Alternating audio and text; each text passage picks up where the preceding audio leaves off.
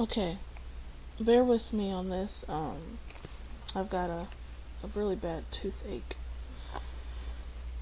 Um, so I chose to do two poems out of What Is Goodbye by Nikki Grimes, illustrations by Raul Collin.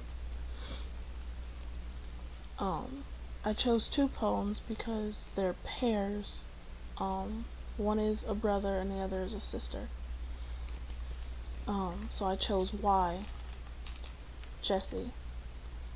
Why did Jerron have to die? I asked till my lips burned dry. Mommy sighed and shook her head. God scoops up the goods, she said. Then from now on, I won't be. Hear that, God? Don't come for me. Why, Geraldine? Why give God a bad name? Why not blame the moon if you must pretend to have an answer? We both know sense is like shadow. Chase it till you sweat, and all you get is a handful of nothing. Besides, what difference does it make? Just concentrate on breathing. With these two poems, there's a brother and a sister. They have lost their brother. I don't know. It never really said if he was older or not. The brother, Jesse, is younger than the sister Geraldine. And I chose these two because you can hear it in how both of them speak. The brother is more susceptible to suggestion. Since his mom said, God takes the good from the earth, then he says, well, I'm not going to be good. Don't come for me. He's going to be bad. And after that point, throughout the book of poetry about this family, the boy acts out, fights, breaks things, vandalizes the house with Jerron's name because his mom won't speak it. And he doesn't quite understand yet why his brother is gone. They just say they say he's dead, so he understands that. But since he didn't get to go to his brother's funeral, he could still be there.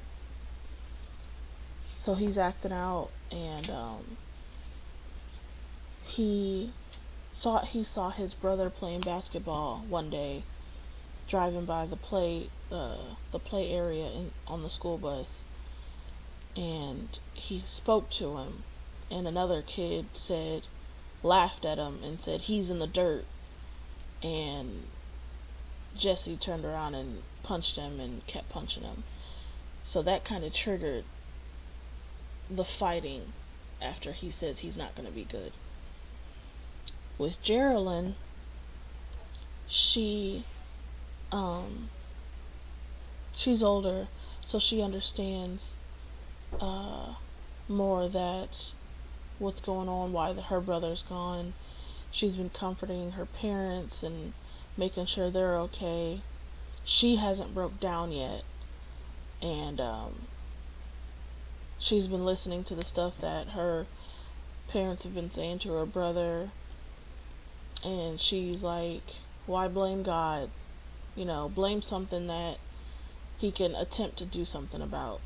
Yeah, you can't really do anything about the moon, but it gives you something to look at and to be mad at, and but in the end, she just wants him to focus on breathing, taking care of himself, getting past this.